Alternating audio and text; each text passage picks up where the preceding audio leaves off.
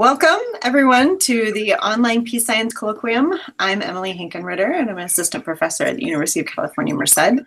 And I am the host of today's show. So thank you very much to June Koga Sudduth, who's from the University of Strathclyde, who will be presenting today on a paper entitled Culpability and Leadership Change During Civil War, when militaries oust not only leaders, but also the regime during civil war.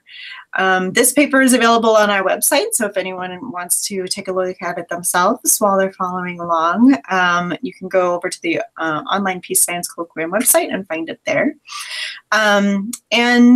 June will give us a brief presentation today, and we are joined for excellent discussant comments by Jack Paine, assistant professor at Rochester University. No, is it the University of Rochester? University of Rochester. Dang it. Okay, so University of Rochester. You had a 50-50 chance. Right? I was so close. Sarah Croco, who's an associate professor at the University of Maryland at College Park, and Thomas Flores, who is an associate professor at the School for Conflict Analysis and Resolution at George Mason University. We also are expecting Joe Wright of Penn State University to join us, but we are having a bit of technical difficulty. So I'm going to turn it over to June for a short presentation before we open it up to comments. Okay, thank you so much, Emily, for introduction, and thanks so much for everybody. It's like a really great group of people to have here as a discussion. So today I'm going to talk about culpability and leadership change during the Civil War. So the recent scholarship in the literature of Civil War have demonstrated that leadership change or the characteristic of leader have an extremely important impact on the process, duration, and outcome of civil war. In particular, first leaders who are in power at the beginning of the civil war, or culpable leaders who are considered responsible for the initiation of civil war, have found to be very influential in the outcome of civil war. However, we know very little about when and how such important leadership change occur during civil war. In addition, there is another type of literature which focus on the linkage between civil war and coup, in particular the effect of civil war on coup. So, for example, my paper with Curtis Bell found that coups are more likely to occur during ongoing wars than during peacetime. And in the context of civil war, military is such an important actor, key actor, because they are the one to protect the regime from opposition group or rebel group. However, empowering militaries will increase the chance of a coup in the future. So this trade-off between civil war and coup risk are another kind of important feature in this type of literature.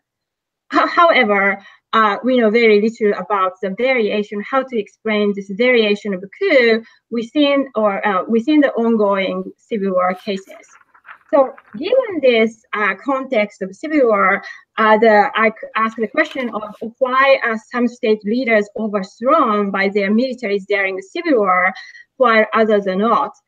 In particular, my paper focuses on this particular question: why are some wartime state leaders removed via regime-changing coup, while other wartime state leaders lose power via reshuffling coups? So this concept of reshuffling and regime change coup is proposed by the paper written by Joe. So I'm going to just quickly explain. So reshuffling coup is the coup that just removes individual leaders from power, but keeps the regime itself intact. So the regime here is defined as the group of ruling elites from which leaders can be chosen, and that determines who influence policy-making decision. So obviously, the regime in this context is equivalent or relevant to another concept such as winning coalition, or social support group proposed by other researcher in somewhere else. So, for example, the coup that removes military leader but not removes the junta itself is considered as reshuffling coup. On the other hand, regime change coup ousts the entire regime by ousting not only an individual leader, but also the leader's primary support coalition.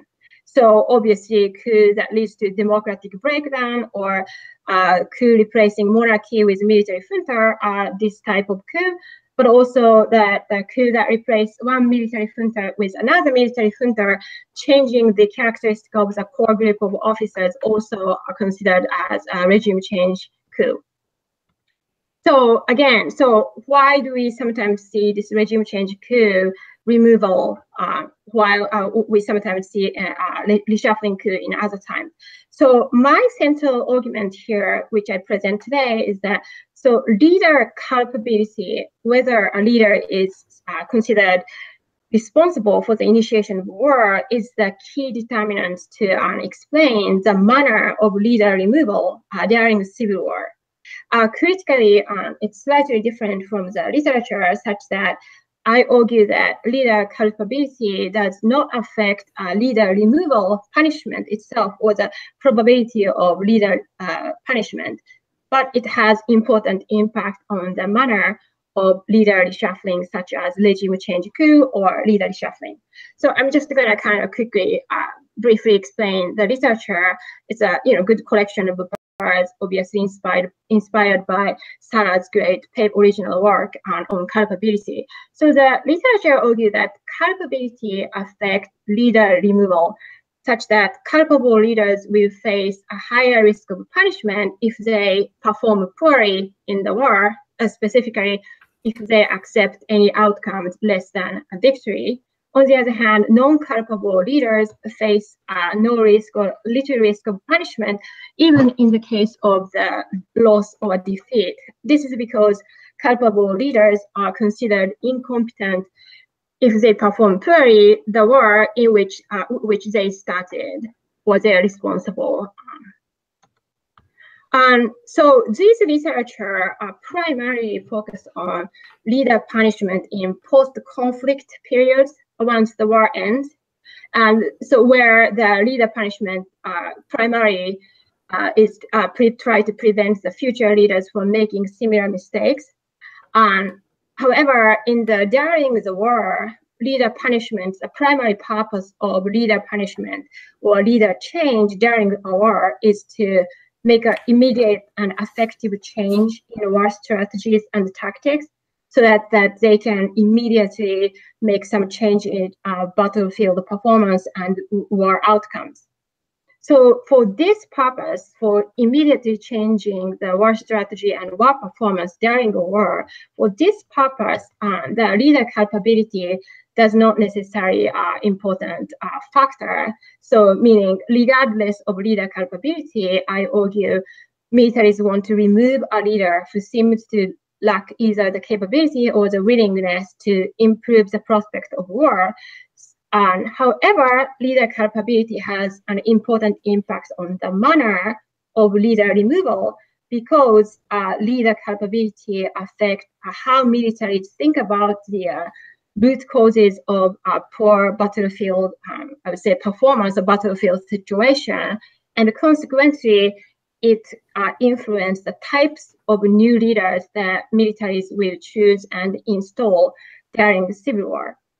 So specifically, so when a leader is culpable, considered culpable for the initiation of the war, as this good number of literature show that culpable leaders have incentive to gamble for resurrection or continue a losing war or costly war at the expense of militaries, because they know that they will be punished in the post-conflict after the war ends if they can make any concession. So if they end up anything short of victory. So because of this self-interest to avoid this punishment, they have incentive to keep kind of fighting to gamble for resurrection.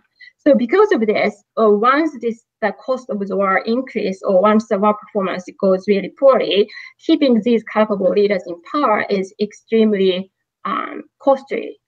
And then given that the wartime leaders' behavior is driven by this leader's culpability, militaries have strong motivation to remove this culpable leader and then install a new leader who is not culpable. So new leader who doesn't have this incentive to continue fighting a costly losing war at the expense of militaries. And importantly, critically, so this change from culpable leaders to non-culpable leaders require regime change coup, which overthrows the entire group of elites that selects leaders and influence policy-making decisions, because a leader culpability transfer from one leader to the other if they are politically connected, if they are seen as politically connected, which is by definition, if they come from the same regime or same core group of elites, they are clearly connected each other. So regime change coup, by changing regime itself, the new leader who comes by regime change coup doesn't have any culpability and therefore doesn't have any incentive to gamble for resurrection. On the other hand, again, reshuffling coup obviously put the leader who is politically connected to the previous leader. Therefore, new leader coming from reshuffling coup also have this same leader culpability to kind of do some gamble for resurrection type of things. So the first hypothesis, sorry, I might be just behind.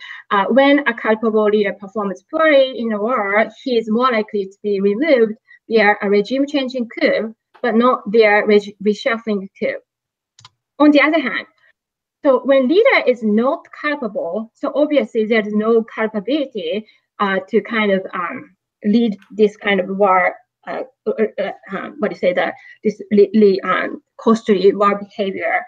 So meaning the poor performance, so the fact that the non-culpable leader doesn't perform well during war just reflects the fact that this leader is not capable of effectively managing the war. So again, so it might be non-culpable leader, as the researchers say, non-culpable leader's behavior might be constrained by the previous decision made by previous culpable leaders, but they are still incompetent enough or incapable enough not to adjust strategy to improve the war performance. So therefore, militaries want to remove this incapable, non-culpable leader and then install a new leader who should be more capable in war management or improve the chance of a better outcome. So this new leader, basically criteria is only about whether it's capable or not capable. So it can be come from within the regime through a reshuffling coup, or can come from the outside of the regime using regime change coup. But as I mentioned in the paper, because of this high cost of regime change coup, I expect that reshuffling coups are more likely to happen. So regime change coup is extremely costly because you obviously have to overthrow this entire group of people who had power and access to the power and information within the regime. So it's easy to just get another capable leader from the same group of elites by reshuffling coup. So therefore, second hypothesis, when a non-culpable leader performs poorly in war, he is more likely to be removed via reshuffling coup, but not via regime-changing coup. Sorry. So this section basically shows my hypothesis, theoretical prediction. So the effect of war performance when culpable leader is in power, it has a positive impact on regime-changing coup, but not reshuffling removal. On the other hand, war performance or the cost of war will increase the reshuffling removal for non-culpable leader, but doesn't have any impact on regime change coup. Okay, so the data are so about 200 individuals from 1989 to 2015. It's a leader month unit of observation. Critically, I pay careful attention to exclude the coup cases from the list of civil war in a UCDP data. So the biggest, basically, essentially, the difficulty of this operationalization research design in this paper was how to operationalize this independent variable. So independent variable needs to capture a leader's war performance when the leader is culpable and when he is not culpable. So in the context of civil war, this operationalization was kind of tricky because leader can face multiple dyads or multiple different rebel groups at the same time in the same month. However, culpability is assigned to each leader for each dyad. So meaning you face multiple different dyads, and then status of leader culpability for these dyads might differ from each other. So I might have, 5 dyads in this year and then in this month, and then 3 of which I'm culpable for. However, for 2 of them, I have nothing to do with it, right? So in order to kind of take into account, I made these 3 variables, which I call government side causality for first leader dyad.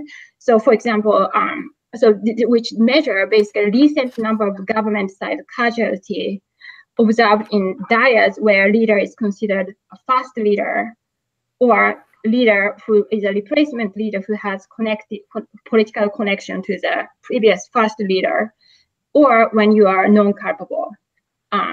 So more specifically, monthly means of 12 months dyad leader, first leader. Okay, sorry. So other stuff, the dependent variable is kind of obvious. I use rare event and first penalize maximum likelihood logistic regression to take care of a rare event. Okay, so this is the coefficient plot. So the left side, I saw the model on the dependent variable is regime change curve.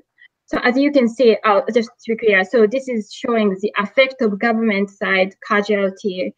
So increase in the causality or increase in the cost of the war will significantly increase the probability of regime change curve when the leader is first leader or culpable. However, it doesn't have any impact on non-culpable leader.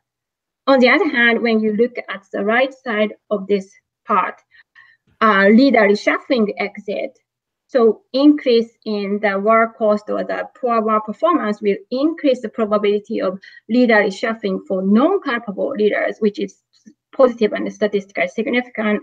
However, it doesn't have any impact on culpable first leader. So basically, I show the same thing in the first difference in this specific page, and this is basically the same thing. And then it's the predicted probability. I'm just showing that. So just quickly, for example, the left side, I'm focusing on regime change removal.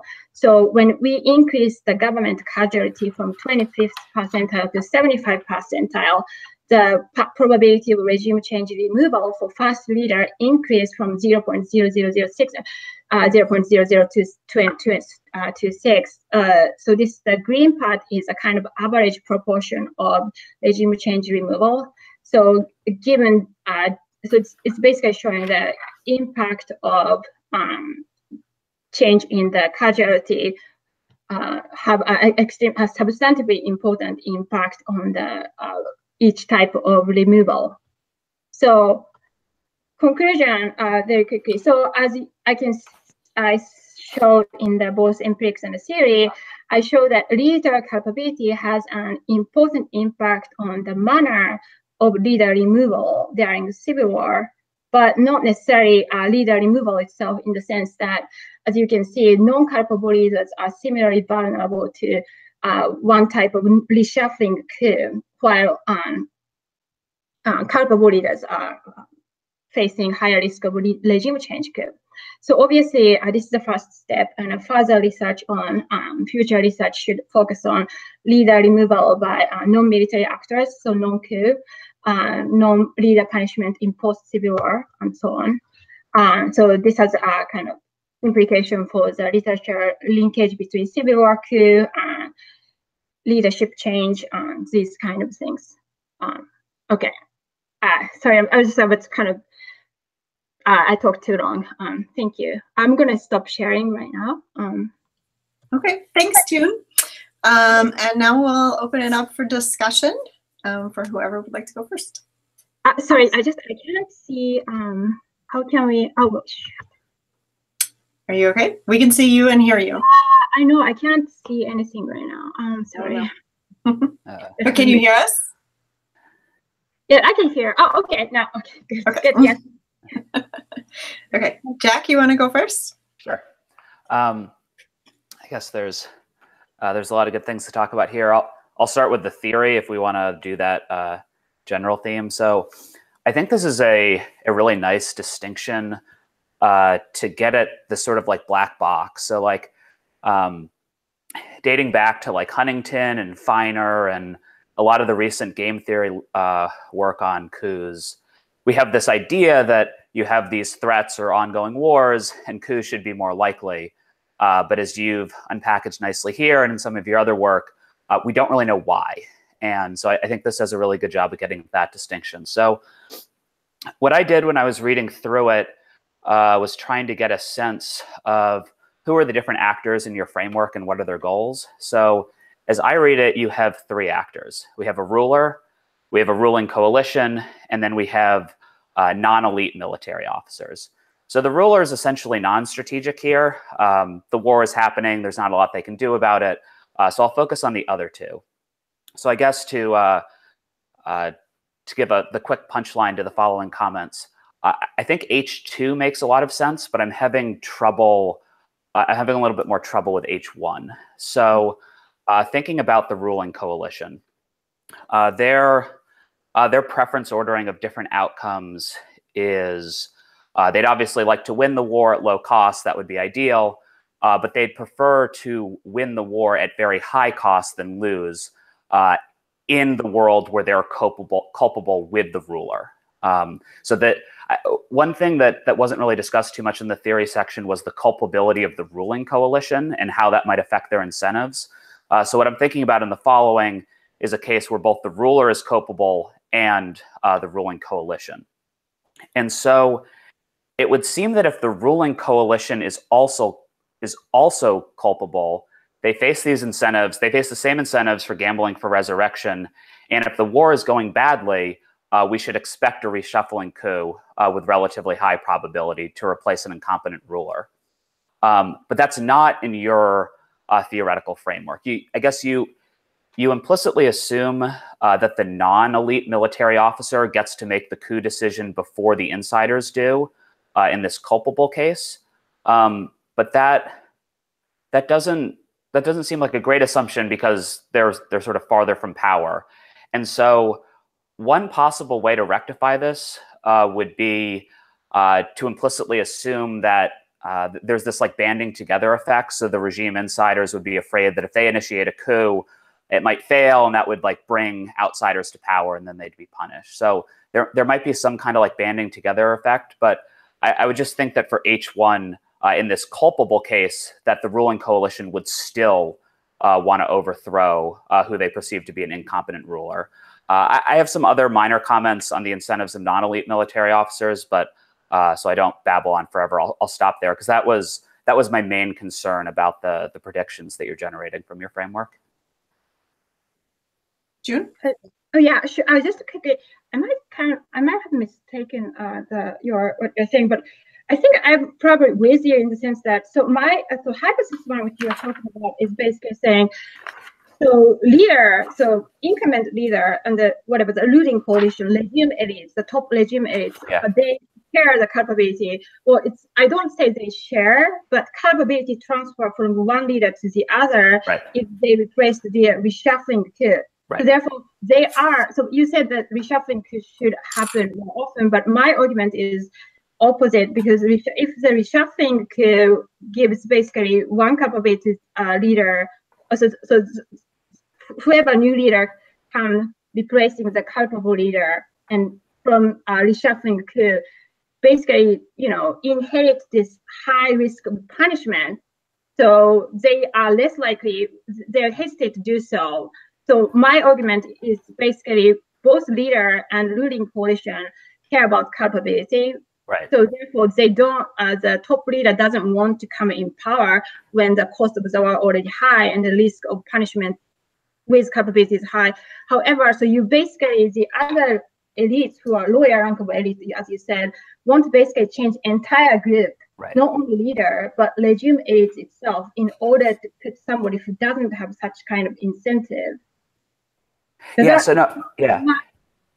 So I see that point. I guess I think my point is somewhat simpler. So imagine there's no non-elite military officers. We're just talking about the ruler and the inner coalition, and the war is going badly.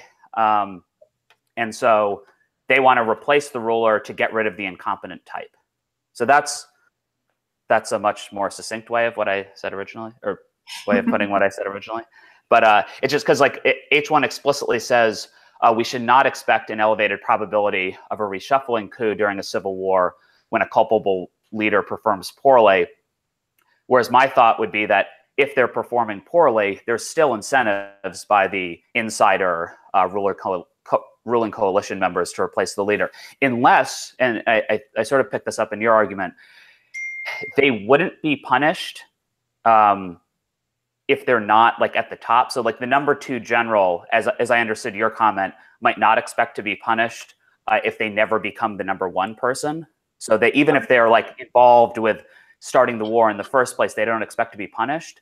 But I don't know. I mean, I guess that's kind of an empirical question. I'm not sure. I would kind of doubt if that's true, though. No, I think there is, but I think I could say that I think regime change. So the second position people still vulnerable to the punishment, higher punishment because of their military culpable. But I would say when you get a position of leadership, they clearly get higher punishment. So no one will go to the top leader. And another thing is probably they can't do anything because basically they have the same incentive to keep fighting, because once you finish the war, you are going to be punished unless you really have a major victory. At that point, when the higher the cost, it's impossible at this point. So the leaders in the position and other regime aides relatively share the preference to keep fighting for the kind of resurrection kind of thing. In addition, well, my argument, I get Ray's point, but my argument is that, but especially if you take the leadership position, it's extremely costly, more costly than just being number 2, because you have higher, probably significantly higher risk of punishment. But anyway, so reshuffling doesn't happen because no one wants to be in that position when the war risk is high. So I think that's totally reasonable. So then there's essentially this countervailing effects where like there is a greater vulnerability if you're the leader and you lose the war. But I guess my thought would be that if you really think that you're the competent type and the incompetent type is in power, then especially if you're expecting to be punished at least somewhat if the war loses, then you would still have incentives to overthrow that person, be a better general, win the war.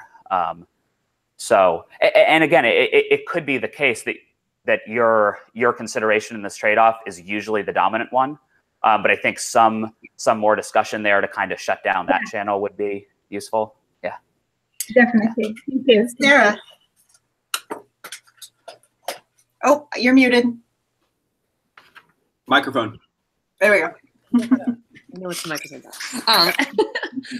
Anyway, so I enjoyed reading this paper. One thing that kind of jumped out to me is I think you need to get more into why the leaders are removed.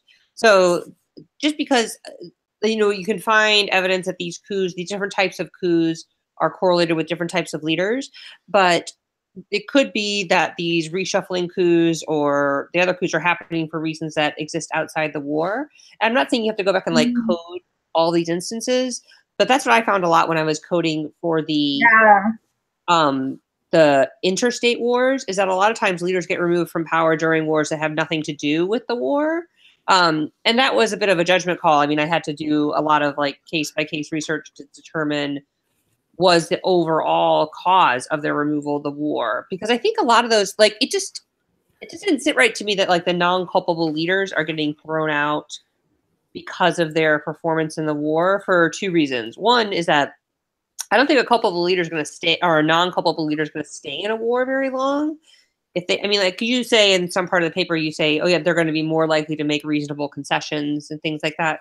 So I guess what would have been helpful for me is to see, is for you to kind of include an example or something of a non-culpable leader coming to power, screwing up, and then being thrown out because of the war. But I really think there's a lot of non-random stuff that's happening when these non-culpable leaders come to power. They're being put in oftentimes specifically to end the war, right? So the people who install them know they're putting this person in because they're going to make concessions. And so I would have liked to have seen just some examples of that, of the causal process that you're positing kind of play itself out. Because I think that there is a lot to be said. In one part of the paper, let me just pull it up here. Oh yeah, when a leader is not culpable, a leader's capability or war management skills are the key in explaining current battlefield performance. I just don't know that people could credibly do that. So like, a culpable leader, if they're just installed, they're like, look, this war's been going on for 3 years. I had nothing to do at the beginning. I think it's kind of hard to pin blame on that person if the war starts going poorly, unless they were in power for a long time. I mean, there are contexts under which that leader could assume culpability, and I talk about that in my book. Like if they're in power for a year and they still keep the war going, then they've kind of taken it on as their own war. So kind of like Obama in Afghanistan or Nixon in Vietnam. And so that is theoretically possible to do. But that was just like, I feel like the non-culpable leader here doesn't have like, in your paper, doesn't have like any ability to like protect herself or do anything to like stop the war and minimize her chances of being thrown out of power. So I would just, I kept like, as I was going through the paper, I was like, but wait, this leader is not, without agency, and they know what they're doing, and they want to stop this war and stop this drain of resources. That's why they were put in power. One final thing before I let somebody else take over is that you talk about how current studies of culpability are at risk for endogeneity because non-culpable leaders are put in power specifically because the war is going badly, and that's why they might preside over more unfortunate outcomes. I actually test for that explicitly in both my paper, the 2011 paper, and in my book, where I have the dependent variable is, was the leader or is the new leader culpable? And the predictors of that dependent variable are, was the previous leader thrown out because of the war? And is the war going badly? And neither one of those actually predicts the culpability of the new leader. So even though, it makes sense, right? Like I was pleasantly surprised by that result, but there's actually not a lot of empirical evidence that there's an endogenous relationship between the culpability of the new leader or lack thereof and how the war is going for the state. So just to like kind of throw out there, like I think that was in the conclusion part of your paper, but I looked at that and it doesn't seem to be a major concern. So I'll stop for now. June? Yeah, of course. Sorry, just kind of in the conclusion, I kind of like try to have like a bigger implication. So yeah, that was kind of, I kind of estimate my finding, or I kind of exaggerate, my findings. And I didn't mean to kind of criticize any kind of things. And also, obviously, this is a context of only civil war. So I don't do any work on international war. But I'm definitely aware in the literature, your piece, of course, has piece, but also civil war literature that they have a tendency to focus only on leader removal, which was caused explicitly by something about the war. So first, to defend my kind of the way I do. First of all, I looked at all the non-reshuffling coup in the data, in my data. So these are somewhat, at least partially related to some kind of war performance. I'm talking about this is my own data, but that's only because, it's only like 10 occurrences of reshuffling coup. On the other hand, there are 20 of regime change coup. But because I'm focusing only on really during the war, such that there's a decent number of casualty happening in currently. So these removal, including non-reshuffling coup, are kind of related to, led by or caused by some kind of war-related things. But I definitely agree that I have to kind of pay more closer attention to what's actually the cause of each type of removal, whether it's actually related or not related to war. But another kind of thing, the reason I didn't do that way was that because it's just kind of the number of my sample, the data is limited from 1989 to 2015 because of this GED data about the information about the casualty is only available after 1990. So at this point, the majority of civil war literature focus on after 1990.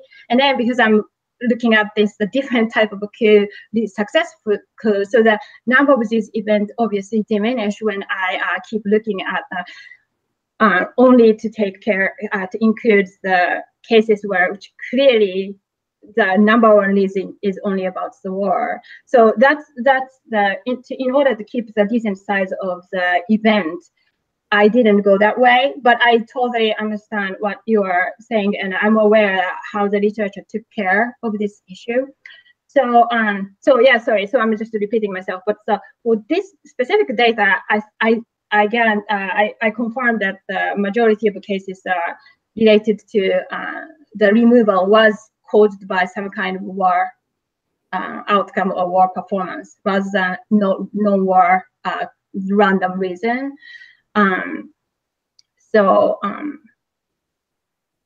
Yeah.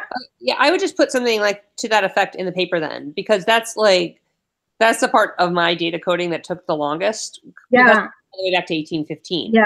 You don't have that many coups, so it wouldn't take long to code and just see like how many of these are related to the war, and then because you should have the data for the total coups, right? Like the overthrowing coups, the replacement ones, but not. I mean, so if you only have 10 reshuffling coups, that wouldn't be that long to just go look up and see why are these leaders being thrown out, and then just because non-culpable leaders especially are thrown out for a whole bunch of different reasons, and that just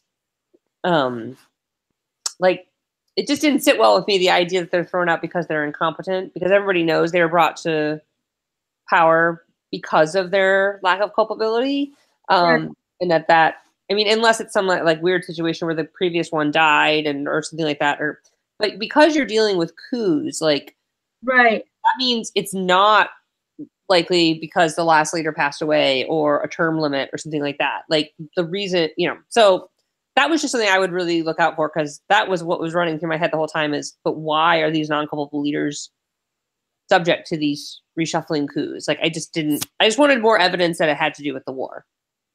Okay. Thomas. Emily, you probably have questions if you have. No, you go right ahead. I'm going to talk to June at length. Okay, good. So hi, thanks, June. So I'm emailing you comments at some point, so you don't have to.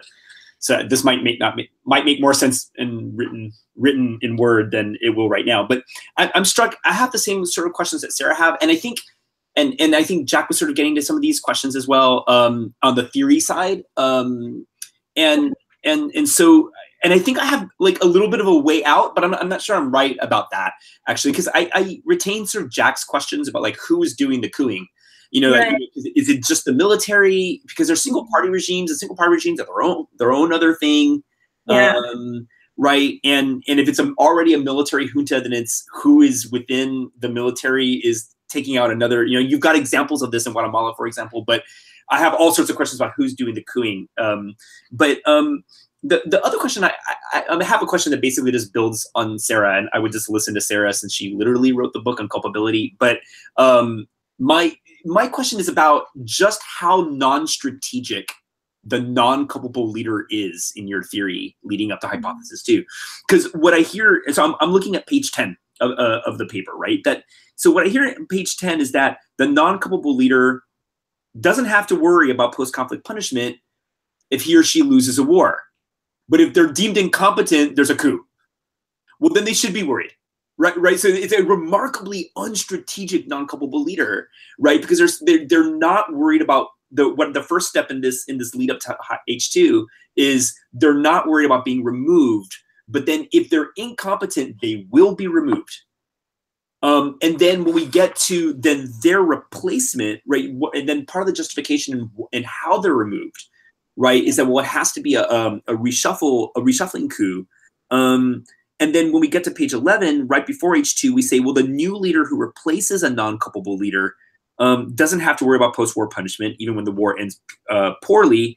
So when they come to power via reshuffling coup, even if they're politically connected to the predecessor, there's no culpability that's transferred, and so there's no need to kind of they don't risk punishment if they make concessions and accept a war outcome that's bad.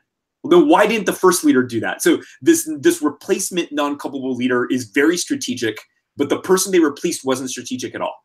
So it seems like almost as if the assumptions about the strategic thinking of the leaders shifts a little bit, like kind of moves around a little bit in that presentation of the theory. And so I don't understand why the first non-culpable leader wasn't strategic the way the second non-culpable leader is.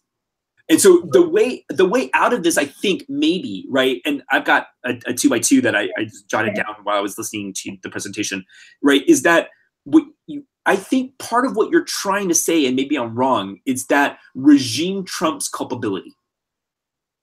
I think that's maybe what you're trying to say, but I'm not sure, right? So that if you're culpable and within the regime, right? So you're the incumbent leader, you're part of the regime that started it. You're the first leader, right? You're culpable, so you fight on. You gamble for resurrection, right? And if you're non-culpable, but from within the regime, you're also highly likely to fight on because regime trumps everything, right? So being from within the regime means you're trying to you're not just fighting for yourself, you're fighting for the regime. So you fight on to try to save the regime, right? The only sort of leader who doesn't feel a need to fight on, and now this starts to be consistent with H2, is a non-culpable leader who's not from the regime.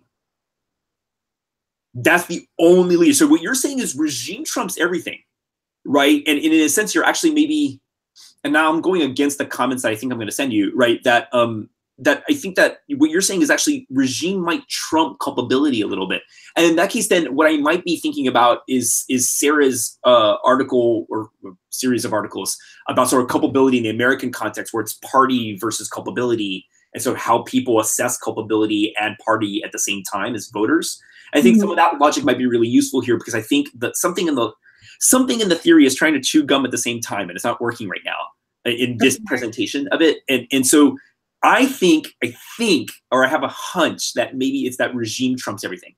But I'm not entirely sure about that, because I'm just really struck by that second hypothesis about how the incentives of the leaders and their strategic nature kind of shifts, even though it's basically the same type of leader. And so that's my big. I have other questions, and we have more time, but that's my first big theoretical question, and I'll stop there and because I know other people probably do too, and I have a couple of empirical questions. So. Okay, yeah, sure. Yeah, so this is I'm still thinking about this. Probably my answer doesn't satisfy the entire question you just put. But when at the beginning you mentioned about the non-culpability, so I guess I have to kind of like. So in my mind, so it's kind of both answer to excuse me, you, but also to Sarah, the previous question. But in my mind, the punishment for non-culpability, which I emphasize and differ from the literature's expectation, is partially due to the fact that I'm focusing on the ongoing war cases rather than the post-conflict. So I think that the way that people punish in the post-conflicts and then ongoing war is different. So my argument was that non-culpable leaders. So as you said, non-culpable leaders doesn't have any high risk of punishment once, even if you finish the war less than the victory, right? Without having a major victory. But because they know that. Because of this, non-culpable leader doesn't have to take any risk of gamble for resurrection type of thing. So basically, what I expect for the other elites in the regime to expect for non-culpable leader is that just basically make some concession to end the war, or something basically diminish the cost for the militaries. However, when the war goes poorly for the non-culpable leaders, basically people think that. So as you said, whether it's non-strategic or not strategic, but whatever the kind of the reasoning for the non-culpable leaders, basically this is basically the fact that this specific incumbent non-culpable leaders couldn't effectively manage a war. So it could be probably his capability, because he doesn't have any willingness to do the gamble for the resurrection type of things. But so he's incapable of managing a war well. Or maybe he has some slight preference for doing some kind of a bit ambitious thing. But regardless that they have to punish or remove this non-culpable leader. So this is maybe more to the answer to Sarah's original question, but my thinking of this punishing non-culpable leader, even though people know that they are not really responsible for initiating this war, but because it's ongoing war, so especially I'm focusing on the militaries, right? So military is the one who basically their lives are on the line if the war strategies or behavior is wrong. So regardless of whether the leader is non-culpable or culpable, militaries have incentive to kind of basically change the leadership to put someone who can do better. And then to answer the question about the second non-culpable leader, so as you pointed out, I'm not really thinking, I didn't think about in terms of strategic behavior or strategic calculation, just if non-culpable leader does poorly, meaning the military would interpret this as the fact as non-culpable leaders are, these incumbent non-culpable leaders are not just capable of doing this stuff. So we have to replace him with someone who is better equipped at ability to handle the war behavior. So which can come from either way, but you know. But sorry, I guess that. So you are right. So I'm not really thinking the non-culpable leaders as a strategic actor. It's just like I see if the war goes poorly under non-culpable leader, military have to interpret this as because he's not culpable, he doesn't have any willingness to keep fighting strong, losing war, but instead he just doesn't have ability to do so. So hoping next leader might have better ability to fight better, or maybe make concession quickly to make some smooth negotiation to finish the war. Does that make sense? Thomas and then Sarah. Yeah, I just wanted to follow. I just wanted to follow up really, really quickly because the basis of all of this, I think that the hidden hypothesis that's never tested here. The first line of the abstract is why are some state leaders overthrown by their own militaries during Civil War, while others are not, right? And your answer to that question is because the war is going badly, and that's in a sense that's like H0, or that's not H0, right? But it's the first, it's H1A. Right, in the paper, right? The only reason that, or not the only reason, but the main reason why leaders are removed during civil war is because the war is going badly. Right. And then the wars, if the war is going badly, there are different types of coups depending on the culpability and regime, I think, of the leader. Right. But then I actually think that the paper would benefit from a test of that basic hypothesis. Okay. Yeah. Hang on, June, Sarah, and then Jack. Okay. So yeah, one thing I just wanted to, and I know I mentioned this briefly before, but like, I think you really need to take head on why these non-culpable leaders are even staying in the war in the first place. Like, because they should have every incentive to just cut a deal and get out. So the idea that they're like staying in long enough to be judged to be handling the war badly. I mean, like, there's only a few, I mean, I know interstate wars are a different thing than intra, and that's maybe something you want to talk about because, and like Tom's comments reminded me of this, like if the survival of the very government is on the line, that's what I would call like a high war aim against the government. And so regardless of who's in power, they're going to want to keep fighting. So like a great example, like, so I had like, if you're fighting an enduring rival, if the very survival of the state is on the line, if it's like you're an American president and it's in the Cold War, like there's a lot of these like overarching pressures that would keep even non-culpable leaders in the war. And if Civil War is one of those cases where it's just hard to have a settlement or it's hard to stop the war without one side losing its leadership, then say that. But like there needs to be some more discussion of why that non-culpable leader is even investing any energy in the war at all. Because as far as I'm concerned, like they should be trying to get out as quickly. Yeah. Let me have Jack comment really quick. Yeah, so a quick distinction I thought of that relates to a lot of these comments is that it would seem that competent and incompetent has at least two dimensions here. So it's the ability to win battles if you're trying to, but also the ability to cut deals. And I could speculate on any number of ways that this would cause kind of difficult selection effects to think through, so I won't. But the brief thought would be that in the culpable case, especially for people that have initiated the war, the ability to win battles is really the relevant dimension of competent, incompetent, whereas if we have a non-culpable leader that ideally wants to get out of the war, then it's their ability to cut deals that we really mean by competent and competent. So. June, do you want to take that super quick? But I want to make sure we have time for more comments.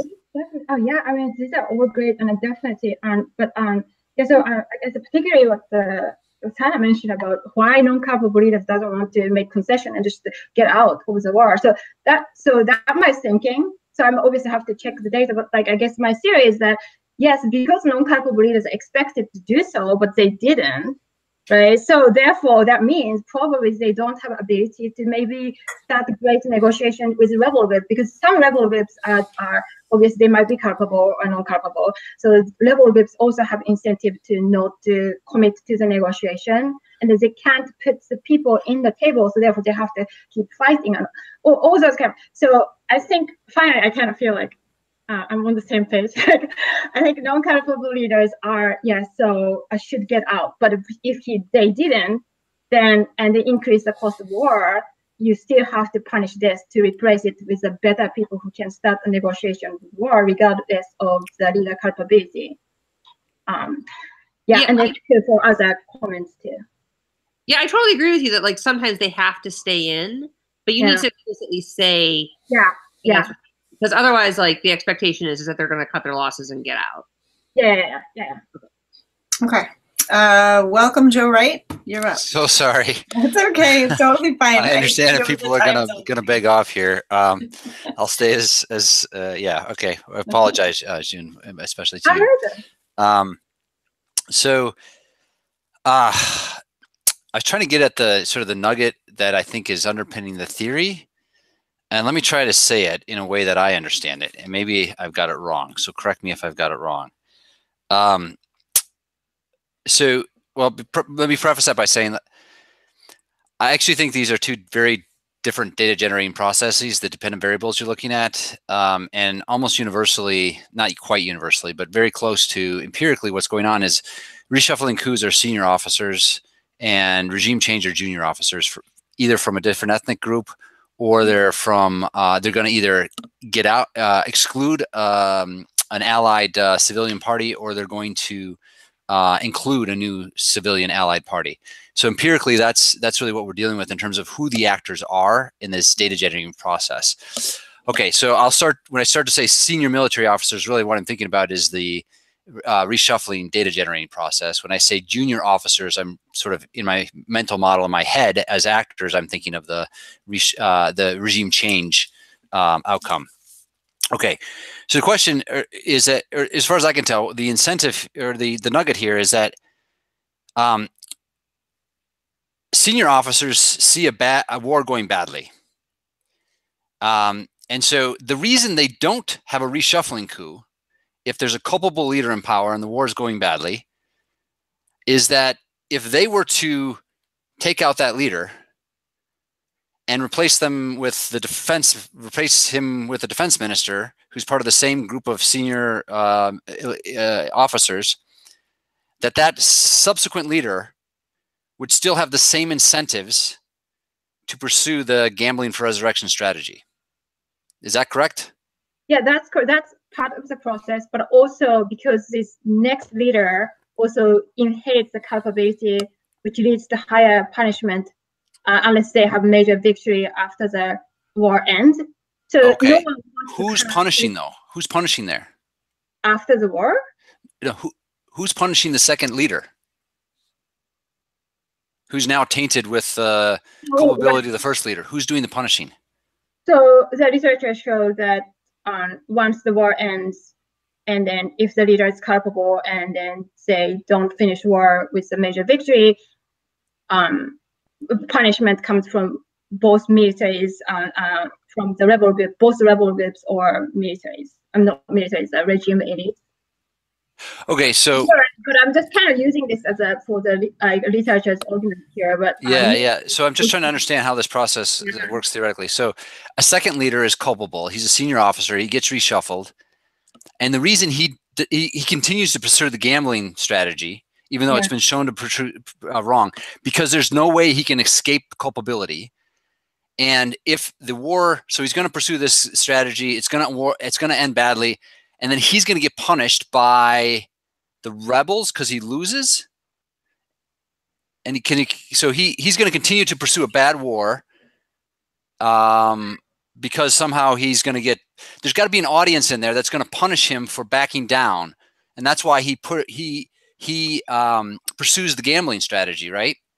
Yeah. And that audience in the mental model in my head is still the senior officers, and that's what I can't get around.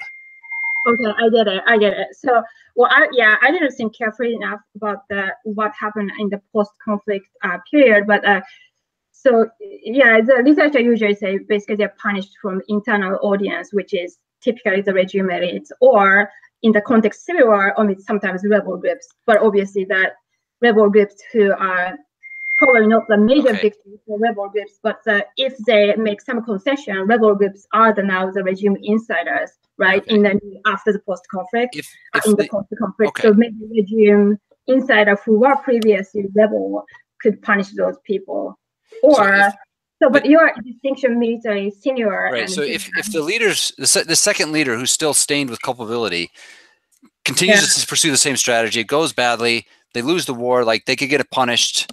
That should discipline this leader to not pursue gambling, unless he's facing a constraint by a domestic elite audience while he's sort of facing this decision to gamble. And that audience has to be senior leaders who are going to punish him for being culpable. And so you have to address that. Like, think about how you'd write this out in a model. And you have to address why those same senior officers that just replaced one leader with another in a reshuffling coup. You're saying this doesn't happen, but I'm saying why not? Why are those same senior leaders going to hold that person that they just put in power culpable? And why is that same leader going to have the same incentive to pursue the gambling strategy? That's the part I don't understand. Well, yeah, that's why the reshuffling coup doesn't happen. No, but so just to jump in really quick, Joe. So Joe is absolutely nailing a point that I had, or initially. Sorry. No, this is really great. No, this is really great job. Like, you're expressing it far better than I could. Because you need to be culpability works in interstate wars, or the way I set it up is because then you have a domestic audience that's separate from the leader who is doing the punishing. But in a military junta, the audience is almost the same as the leader. You can't he's one person within a group, and they all share culpability. So in that case, how is a coup happening?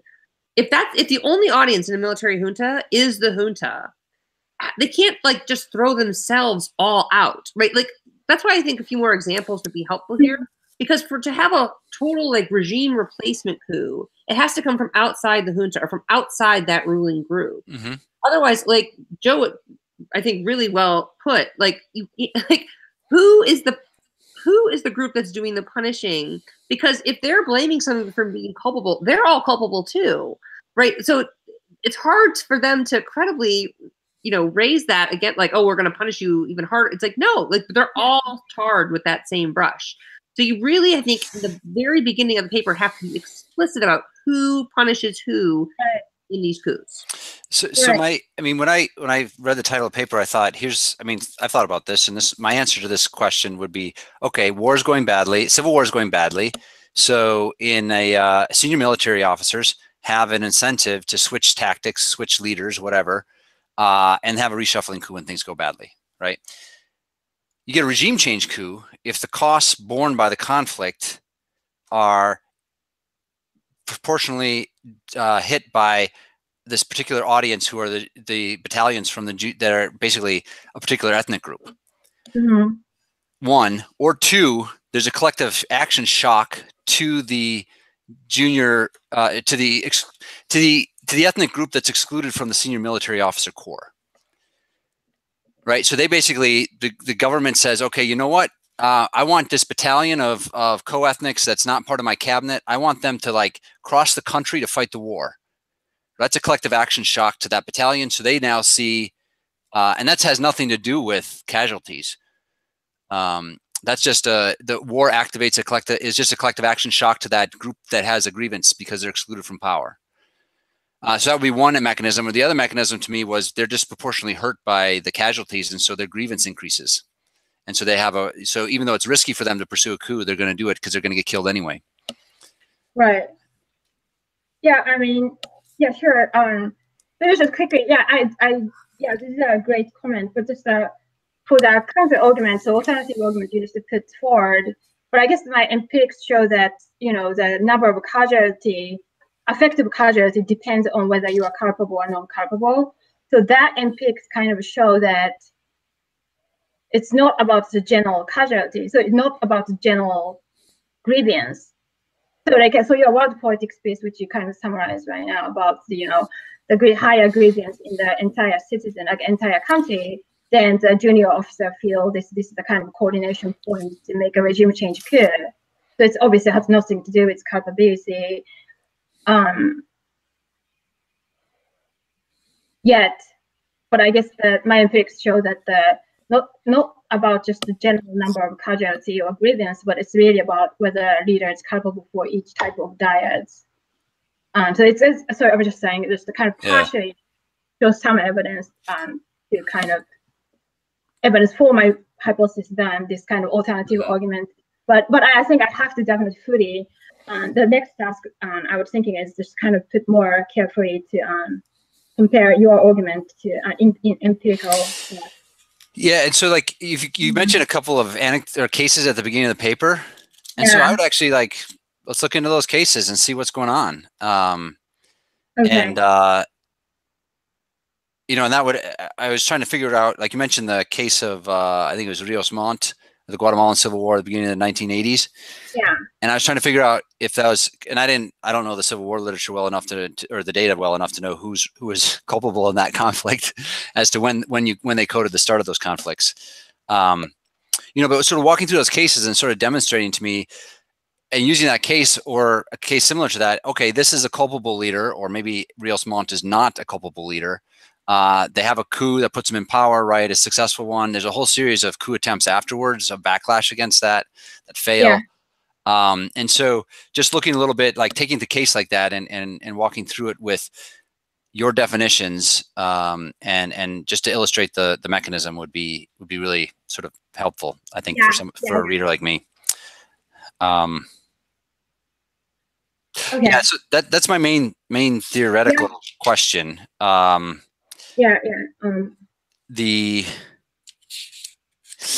of the other thing that I think you're gonna have to address in a paper like this is so Civil War. So I think your sample is just Civil War years. Is that correct? Leader months, Civil War leader months. Yeah. Yeah. Okay. So it's basically periods of Civil War. Okay. All right. So thinking back to like what we know about a little bit now about here, I'm thinking of Caitlin Talmadge's work on what happens during I think hers is international conflict. She's looking at the Iran-Iraq War. Yeah. The idea is that basically the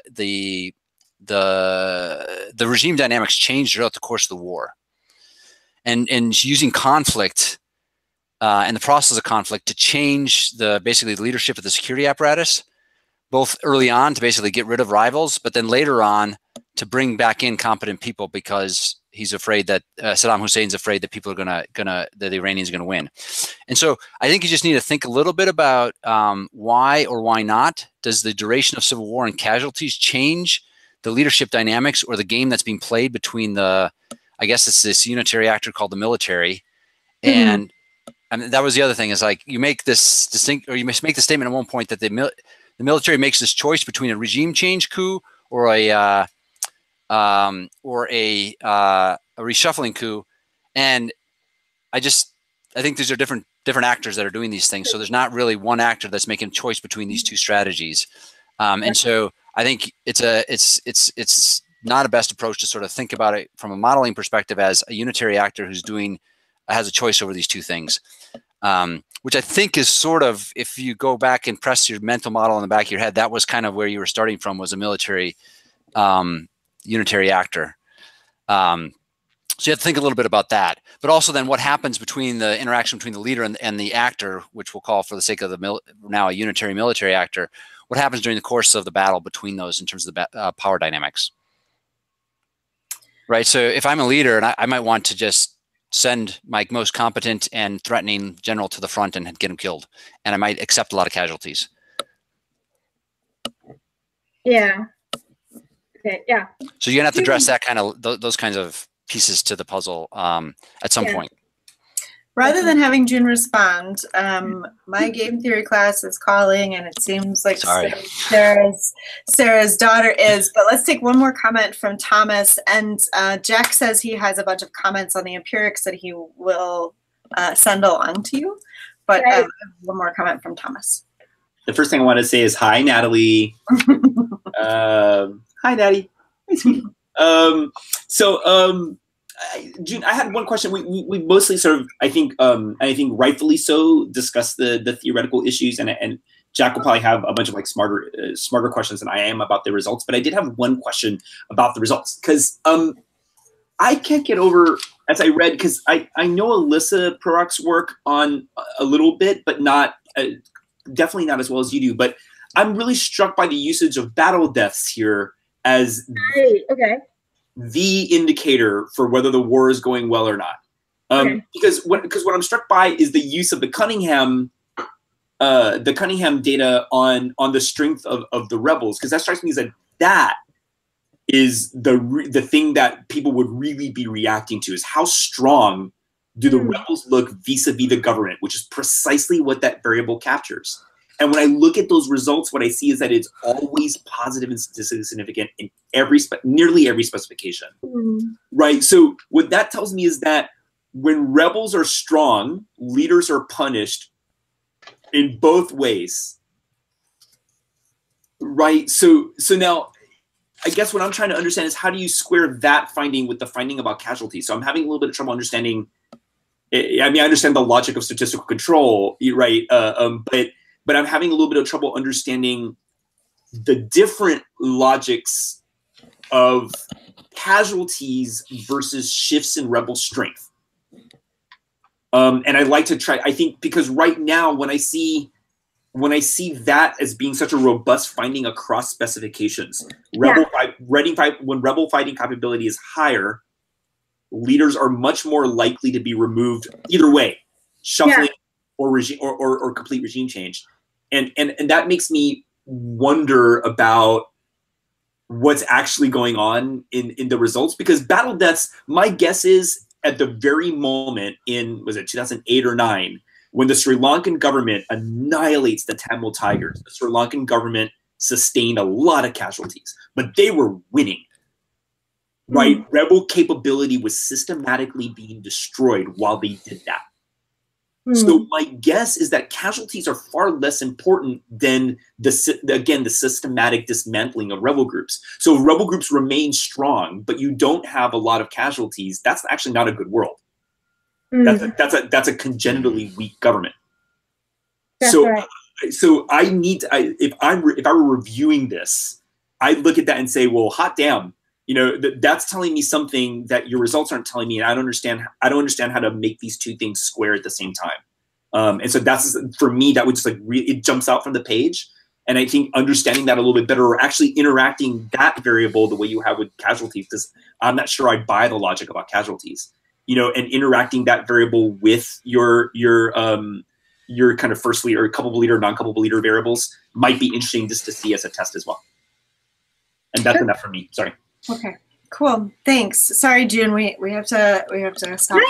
But thank you so much for everybody for making it happen, making it work, and for June for sharing your paper. Thank you to Sarah, Thomas, Joe, Jack for joining us and reading the paper and giving excellent comments to June. I'm sure she'll rewatch this over and over and get lots of great feedback.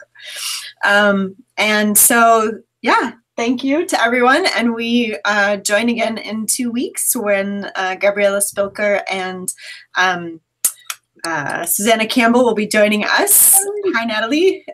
And we will see you all again soon. Thank you very much. Thank you so